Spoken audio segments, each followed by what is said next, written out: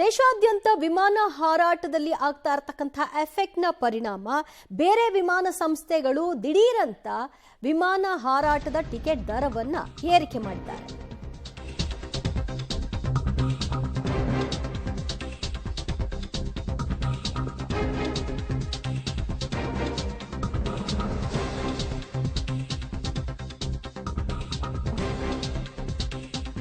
ದೇಶಾದ್ಯಂತ ಇಂಡಿಗೋ ವಿಮಾನ ಹಾರಾಟ ವ್ಯತ್ಯಯದ ಎಫೆಕ್ಟ್ನ ಲಾಭ ಪಡೆಯಲಿಕ್ಕೆ ಇತರೆ ಸಂಸ್ಥೆಗಳು ಮುಂದಾದ ಹಾಗೆ ಕಾಣಿಸ್ತಾ ಇದೆ. ಬೇರೆ ವಿಮಾನ ಸಂಸ್ಥೆಗಳು ಟಿಕೆಟ್ ಬೆಲೆಯನ್ನ ದಿಢೀರ್ ಏರಿಕೆ ಮಾಡಿದ್ದಾರೆ.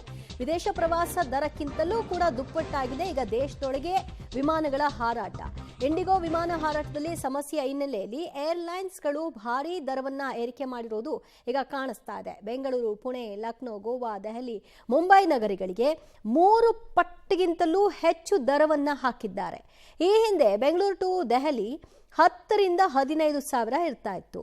ಇವತ್ತು 70 ರಿಂದ 90 ಸಾವಿರಕ್ಕೆ ಏರಲ್ಪಟ್ಟಿದೆ. ದೆಹಲಿ ಟು ಪುಣೆ 30 ಸಾವಿರ ಇತ್ತು, ಈಗ 60 ರಿಂದ 80 ಸಾವಿರ ಏರಿಕೆ ಕಂಡಿದೆ.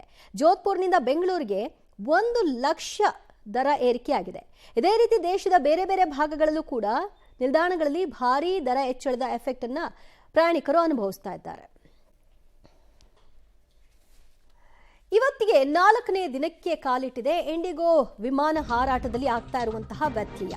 ಬೆಂಗಳೂರು ಟು ದೆಹಲಿ 10 ರಿಂದ 15 ಸಾವಿರ ನಾರ್ಮಲಿ ಇರ್ತಾ ಇದ್ದಂತಹ ದರ ಇವತ್ತು ಚೆಕ್ ಮಾಡಿದ್ರೆ 70 ರಿಂದ 90 ಸಾವಿರಕ್ಕೆ ಏರಿಕೆ ಆಗಿದೆ.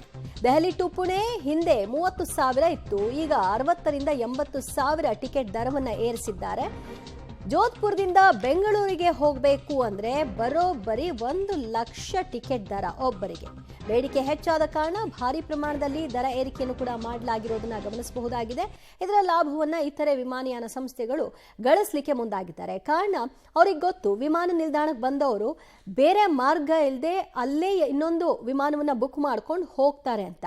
ಸೊ ಅದರ ಲಾಭವನ್ನ ಪಡಿಲಿಕ್ಕೆ ಈ ರೀತಿಯಾಗಿ ದುರಾಸೆಗೆ ಬಿದ್ದ ಹಾಗೆ ವರ್ತನೆ.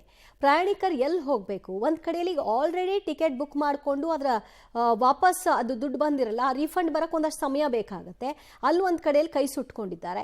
ಇನ್ನೊಂದು ಕಡೆಯಲ್ಲಿ ಬುಕ್ ಮಾಡೋಣ ಅಂತ ಹೋದ್ರೆ 3 ಪಟ್ಟು ಹೆಚ್ಚು ಅಂತ ಅಂದ್ರೆ ಇದೇನು ವಿದೇಶಕ್ಕೆ ಹೋಗ್ತಾ ಇದ್ದೀವಾ ಅಥವಾ ದೇಶದ ಹೊಳಗೆ ಇರ್ತಕ್ಕಂತಹ ಬೇರೆ ಬೇರೆ ಕಡೆಗಳಿಗೆ ಹೋಗ್ಲಿಕ್ಕೆ ನಾವು ಬಯಸ್ತಾ ಇದ್ದೀವಾ ಅನ್ನುವಂತಹ ಸಹಜ ಪ್ರಶ್ನೆ, ಅನುಮಾನ ಎದುರಾಗ್ತಾ ಇದೆ. ಸೊ ನಿಮಗೆ ಒಂದು ಎಕ್ಸಾಂಪಲ್ ತೋರಿಸ್ತಾ ಇದೀವಿ, ಏರ್ಲೈನ್ಸ್ ನಲ್ಲಿ ಟಿಕೆಟ್ ದರ ಎಷ್ಟು ಜಾಸ್ತಿ ಆಗಿದೆ ಅಂತ. ನಾರ್ಮಲಿ ಇರ್ತಾ ಇದ್ದಂತಹ ದರಕ್ಕಿಂತ ಇವತ್ತು ಅದನ್ನ ಗಮನಿಸಿದಾಗ 3 ಪಟ್ಟು 4 ಪಟ್ಟು ಹೆಚ್ಚಳವಾಗಿದೆ.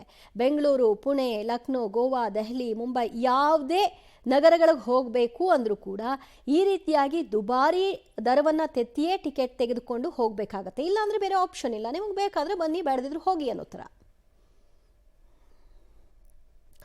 ಮತ್ತಷ್ಟು ಮಾಹಿತಿ ಪಡೆಯೋಣ ನಮ್ಮ ಪ್ರತಿನಿಧಿ ರಾಘುರಿಂದ. ರಾಘು, ಇದಕ್ಕೊಂದು ಲಗಾಮೆ ಇಲ್ಲದೆ ಇರೋ ಹಾಗ್ಬಿಟ್ಟಿದೆ. ಯಾರು ಏನ್ ಬೇಕಾದ್ರೂ ಮಾಡಬಹುದು, ಒಟ್ನಲ್ಲಿ ಜನರನ್ನ ಸುಲಿಗೆ ಮಾಡೋದು ಅಂತಾರಲ್ಲ, ಇದೇ ಇರಬೇಕು.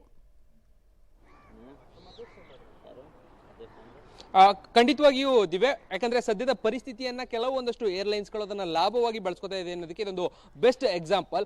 ಗಮನಿಸ್ತಾ ಇದ್ರಿ, ಕಳೆದ 4 ದಿನಗಳಿಂದಲೂ ಕೂಡ ಆಗ್ತಾ ಇರುವಂತಹ ಸಮಸ್ಯೆಗಳೇನಿತ್ತು ಇಂಡಿಗೋ ವಿಮಾನ ಹಾರಾಟದ ವಿಚಾರಕ್ಕೆ ಸಂಬಂಧಪಟ್ಟಂತೆ, ಆ ಸಮಸ್ಯೆಗಳಲ್ಲಿ ಜನ ಸಾಕಷ್ಟು ಕಡೆಗಳಲ್ಲಿ ಪ್ರಯಾಣವನ್ನ ಮಾಡೋದಿಕ್ಕೆ ಆಗ್ತಾ ಇಲ್ಲ.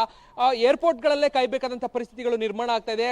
ಇನ್ ಟೈಮ್ಗೆ ಹೋಗುವಂತ ಪ್ರದೇಶಗಳಿಗೆ ಹೋಗೋದಿಕ್ಕೆ ಆಗ್ತಾ ಇಲ್ಲ. ಎಮರ್ಜೆನ್ಸಿ ಇದ್ರೂ ಕೂಡ ಸರಿಯಾದ ಸಮಯಗಳಿಗೆ ಹೋಗೋದಿಕ್ಕೆ ರೀಚ್ ಆಗೋದಿಕ್ಕೆ ಆಗ್ತಾ ಇಲ್ಲ ಅನ್ನುವಂಥ ನೋವಿನ ನಡುವೆ ಈಗ ಇತರ ಏರ್ಲೈನ್ಸ್ಗಳು ಆಗ್ತಾ ಇರುವಂತ ಈ ಬರೆ ಏನಿದೆ, ಇದರಿಂದ ಜನ ಈಗ ಆಚೆ ಬರೋದು ಹೇಗೆ ಅನ್ನುವಂಥ ಟೆನ್ಷನ್ ಕೂಡ ಹೆಚ್ಚಾಗ್ತಾ ಇರುವಂತದ್ದು. ಕಾರಣ ಹೆಚ್ಚು ಬೇಡಿಕೆ ಹೆಚ್ಚಾದಂತಹ ಕಾರಣಕ್ಕಾಗಿ ಅದನ್ನೇ ಲಾಭವನ್ನಾಗಿ ಬಳಕೆ ಮಾಡ್ಕೊಳ್ತಾ ಇರುವಂತಹ ಕೆಲವೊಂದಷ್ಟು ಏರ್ಲೈನ್ಸ್ಗಳು ಈಗ ಬೇಕಾಬಿಟ್ಟಿ ದರವನ್ನ ನಿಗದಿಯನ್ನ ಮಾಡ್ತಾ ಇದೆ. 3 ರಿಂದ 4 ಪಟ್ಟು ದರ ಏರಿಕೆಯನ್ನ ಮಾಡ್ತಾ ಇರುವಂತದ್ದು. ಸಾಮಾನ್ಯವಾಗಿ ಈಗ ಎಕ್ಸಾಂಪಲ್ ನಾವು ಬೆಂಗಳೂರಿಂದ ದೆಹಲಿಗೆ ಹೋಗ್ಬೇಕು ಅಂತ ಹೇಳಿದ್ರೆ ಒಂದು 10,000, 15,000, 20,000 ಒಳಗಾಗಿ ಎಮರ್ಜೆನ್ಸಿಗೆ ಹೋಗ್ಬೇಕಿದ್ರು ಕೂಡ ನಮಗೆ ಆ ದಿನಕ್ಕೆ ಆ ಟಿಕೆಟ್ಗಳು ಸಿಗ್ತಾ ಇತ್ತು, ಹೋಗ್ಬೋದಾಗಿತ್ತು. ಬಟ್ ಆದ್ರೆ ಇವತ್ತು ಸುಮಾರು ಮಿನಿಮಮ್ ಅಂತ ಹೇಳಿದ್ರೆ 40,000ದಿಂದ ಆರಂಭ ಆಗುತ್ತೆ. 90,000, 95,000, 1 ಲಕ್ಷ ತನಕ ದೆಹಲಿ ಒಂದಕ್ಕೆ ಏರಿಕೆ ಆಗ್ತದೆ. ಅಂದ್ರೆ ವಿದೇಶ ಪ್ರವಾಸಗಳಿಗೆ ನಾವು ಟಿಕೆಟ್ಗಳಿಗೆ, ವಿಮಾನಯಾನ ಟಿಕೆಟ್ಗಳಿಗೆ ಏನು ಹಣವನ್ನು ಹಾಕ್ತೇವೆ ಅದಕ್ಕಿಂತಲೂ ಹೆಚ್ಚಾಗಿ ದೇಶದ ಒಳಭಾಗದಲ್ಲಿ ಇರುವಂತಹ ವಿಮಾನ ಏರ್ಪೋರ್ಟ್ಗಳಿಗೆ ಸಂಚಾರವನ್ನ ಮಾಡೋದಕ್ಕೆ ಹಣವನ್ನು ಕೊಡಬೇಕಾದಂತಹ ಪರಿಸ್ಥಿತಿ ಸದ್ಯಕ್ಕೆ ನಿರ್ಮಾಣ ಆಗ್ತಾ ಇದೆ.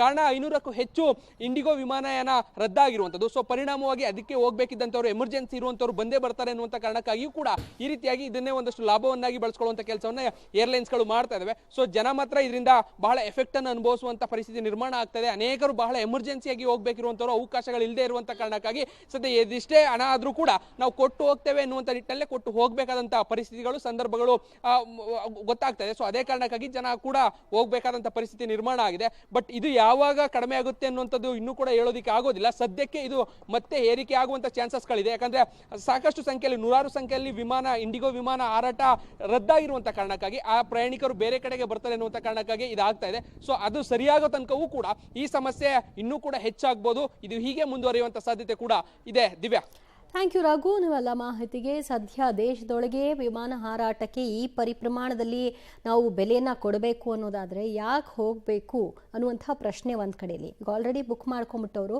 ಬೇರೆ ಮಾರ್ಗ ಇಲ್ಲ. ಯಾಕೆ ವಿಮಾನಗಳಲ್ಲಿ ಹಾರಾಟ ಬಯಸ್ತಾರೆ? ಒಂದು ಟೈಮ್ ಉಳಿಯುತ್ತೆ, ಇನ್ನೊಂದು ಟ್ರಾವೆಲ್ ಸ್ಟ್ರೇನ್ ಇರುತ್ತಲ್ಲ ಅದು ಕಡಿಮೆ ಆಗುತ್ತೆ ಅಂತ. ಬಟ್ ಈ ಎರಡೂ ಒಟ್ಟಿಗೆ ಸೇರ್ಕೊಂಬಿಟ್ಟಿದೆ.